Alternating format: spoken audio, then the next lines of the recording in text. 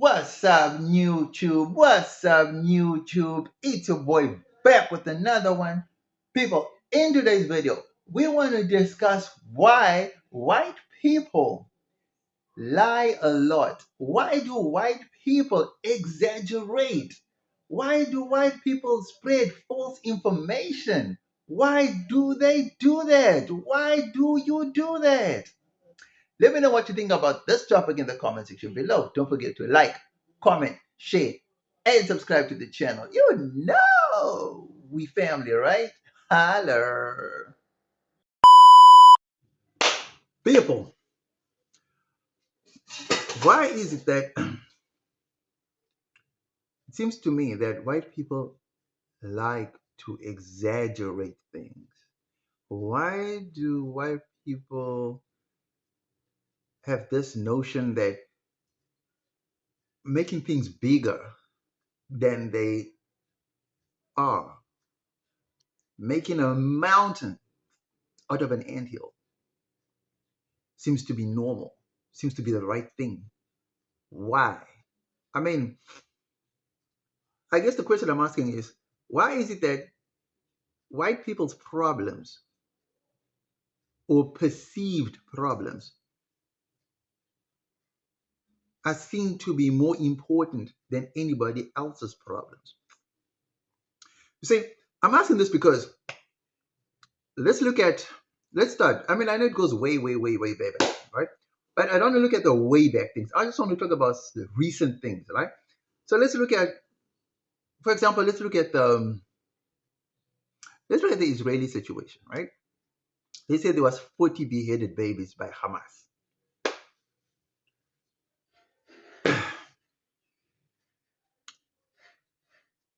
A lie. Why? Right? Okay, that's one. Next, let's look at um, the genocide, the white genocide, right? I mean,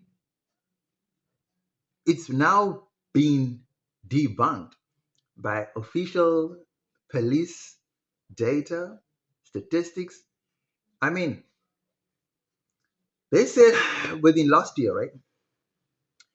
There's been like 26,000 murders in South Africa. Of that 26,000, 44 were farm murders.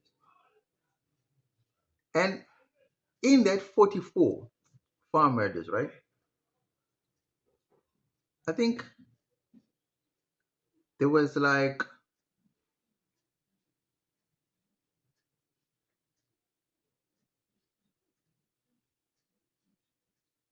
8 farmers, 8 farmers that were killed. But then the latest stats show that on farm murders or farm attacks within this year, I think there's one farm dweller, not a farmer, a white dweller, was killed. I mean, the war in Iraq, another lie, had to be exaggerated because we had to go to war. They're posing a threat, a lie. Hamas poses a major threat to Israel. Who poses a bigger threat to who? I mean, it's not like Hamas can flatten Israel. Israel has clearly demonstrated they can flatten Gaza. Hamas can't do that. Another lie, right? Now we're talking about Donald Trump peddling again the white genocide thing. Oh, they're white people. So my basic question is, why are white people's problems seemingly supposed to be more important than anybody else's problems? What makes white people so special that their problems are elevated to emergency levels, to ring the alarm levels, right? I mean, look, Ukraine was attacked by Russia, a white country versus a white country. The whole world rallied to Ukraine. Let's go help Ukraine. Let's go help Ukraine. No one rallied around Rwanda. No one is rallying around Sudan. No one is rallying around Congo.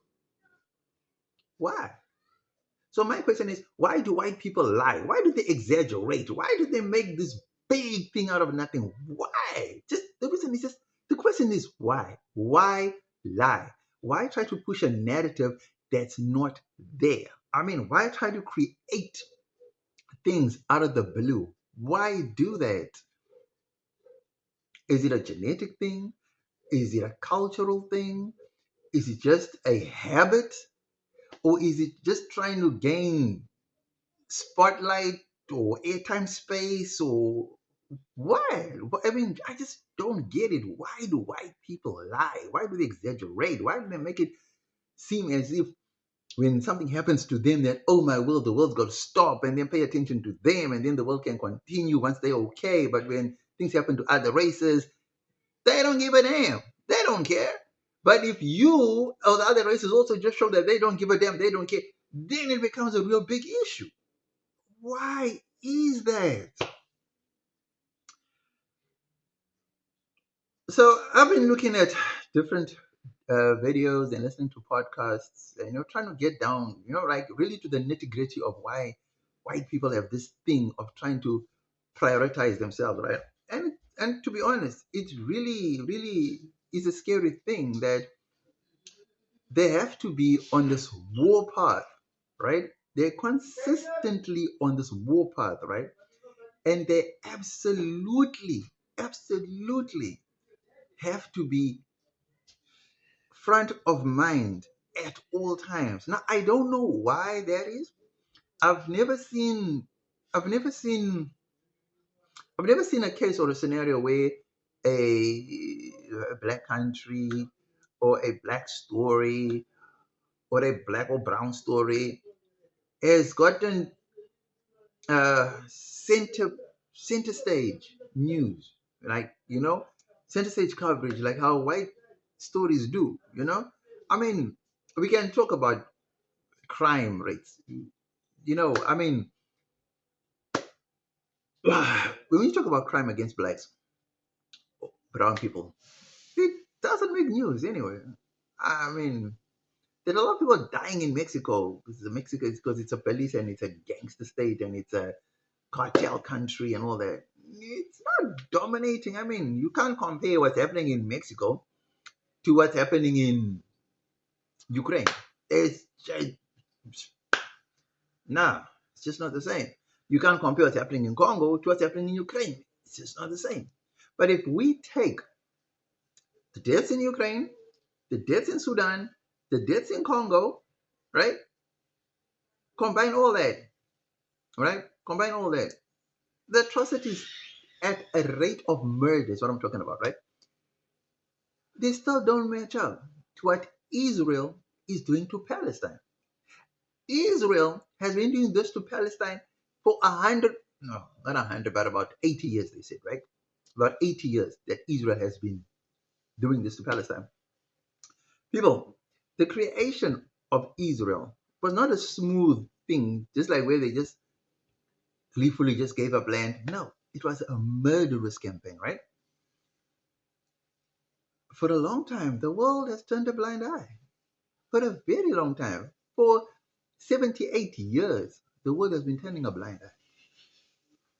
America, the biggest superpower in the world, right, supports Israel and has done absolutely nothing, nothing to stop Israel. They're building settlements. It's a big thing, but that's fine. They can build settlements wherever. They can take over the Gaza Strip now if they want. They even moved the embassy to Jerusalem in violation. Now, please tell me, how can you be a mediator and yet you are clearly taking sides? How can you mediate and still arm the one side? White people, why do you do that? Why? I mean, why do you do that? I just can't. I can't even think to say why do you do that. Let's let's reverse the roles. South Africa supports Hamas. Hamas is a resistance movement. It's their land. It is perfectly well documented that it is their land. Now, the white people are claiming that that Israel is their land. And we were there 2,000 years ago. You left. You left. 2,000 years ago, you left. Right? So let's all go back 2,000 years ago and let's see if we can all move back. White people, get out of America. It's not your land. 2,000 years ago, you were not there. Get out of America. You know it's not your land, but you're there. You're in Australia too. You're everywhere. Why? So my whole thing is, when you committing atrocities, then it's fine. It doesn't make headlines anywhere. But when atrocities are committed against you, then it's a big issue. Why? Why? Even when data proves you wrong, you will still push that narrative. Why? That's a question why. Now we bring it back to South Africa. Cool. So we all know that there is no white genocide, but they'll still peddle this. Cool. We all know that there's no race-based laws, but they're still pushing that narrative. Now here's the thing. Those race-based laws have three components to it: race, gender, and ability or disability.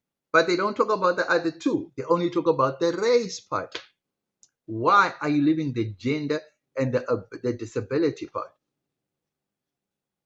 The whole time that apartheid was in full swing, you didn't better eyelid about what was happening to the black people being pushed to the fringes of the countries. You didn't bat an eyelid. You can't compare apartheid laws to the laws that are currently in existence now. It's just not comparable. It's just not. But still, you get people that will say that those laws are similar to apartheid laws, but in reverse. Okay. Can you imagine if the current government decided, okay, black people decided, we're now going to start making white people carry dorm passes. We're going to shoot them as soon as they come into our areas. We're going to exclude them from all the top positions. We're going to shut down all white-owned business, exclude white people from participating in the economy. How would you take it then? So for 40 years, you were fine doing certain things. Black people had to suck up and just do whatever they were told to do for 40 years. It's only 30 years. There's 10 more years left. Can you endure for the next 10 years? They will call it even? Isn't that a fair trade-off to say, we destroyed your livelihoods for 40 years? You guys can now do the same for the next 40 years, and then we call it even Stevens. Wouldn't that be a fair trade-off? No, it won't be fair. Do you know why? Because white people are the ones being affected. And that's the problem. You see what I mean? So, my thing is this. They're claiming, a lot of white people claim that there's 142 race-based laws that excludes white people. People, there's no apartheid at the moment. There are no racist laws at the moment. What there are redress laws trying to redress the imbalances that you created. If you did not create those unjust rules and laws that you imposed 40 years ago, those rules would not be needing to be redressed to balance the scales of imbalance. But no, you want your cake and eat it too. That is wrong. Now, I do understand that white people have this superiority complex about them because it's indoctrinated to them. It's this, that. They grew up in that manner. They got to be a certain way. They better blood. They got blue blood. They've got this blood. They got that. They got. I get it. You got blue eyes. You got long blonde hair. You got this. You perfect. You're the one who's in God's image. I'm with all that. I get it. I respect it. But people, I'm not even against it. You know what I mean? You are what a perfect human being looks like. You are the. I'm with it. I agree. I'm with it. You control the media. You control the narrative. You're the one who controls the economy. You're the one. I get it. I'm not going to fight it because I don't have the means to fight it. I don't have the means to argue. I don't have the means to counterattack. I don't have. So when you say This thin, scrawny, bony girl is what the ideal model should look like. I agree. Because I'm not the one who controls the narrative. I don't control the information. You do. So when you lie to us and tell us that a skinny and anorexic looking girl is the what a real model should look like, and not a natural, fully voluptuous looking person from Africa, and you say that, I agree. How can I disagree? Because I don't control the network. How can I fight back and say that's not true? All the agencies that are set up are all in favor of this image of anorexic, skinny looking. How do I compete with that? And on top of that, it's a lie. You lie. You understand what I mean? You create this thing that suits you and your image and your culture so you run with narratives that you believe are yours, and then you want to make that the rule. But then you're forgetting that there are other people that you share this planet with that don't share your views, your cultural ideologies, and your anything, and they think their cultures and their ideologies are dismissed. But yours must be placed on top. Yours are a priority. Yours are the standard. Why? Again, why?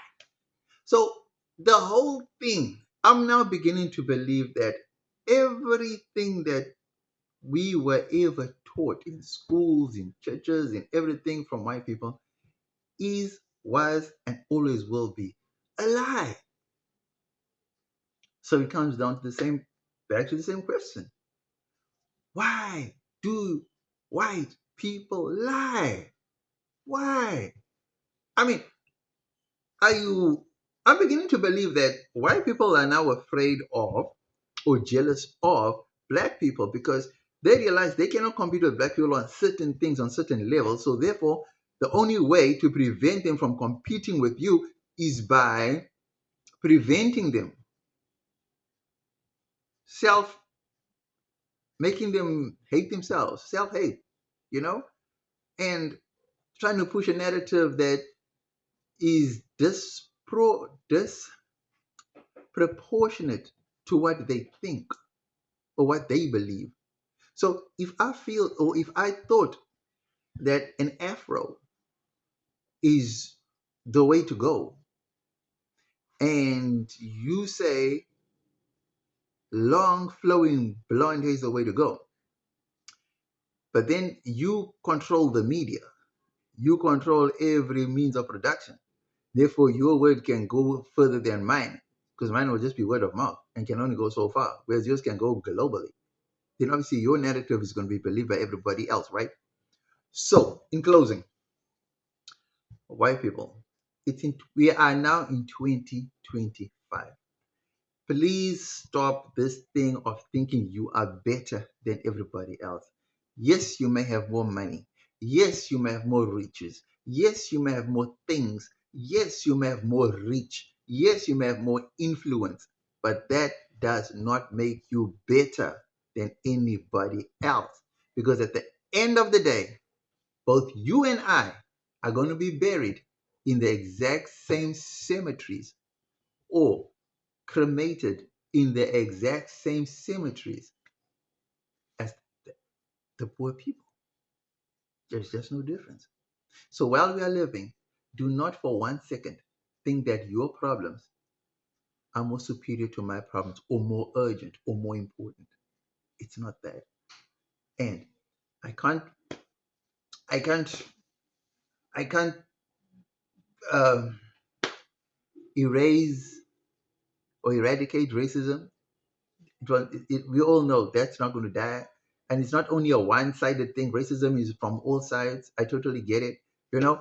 But since you have the means to control the narrative by ways of the media and all these global institutions that you have, please try and push honesty, loyalty, and unity. That's all I have to say. Let me know what you think about this topic in the comment section below. Don't forget to like, comment, share, and subscribe to the channel. You know we family, right? Holler.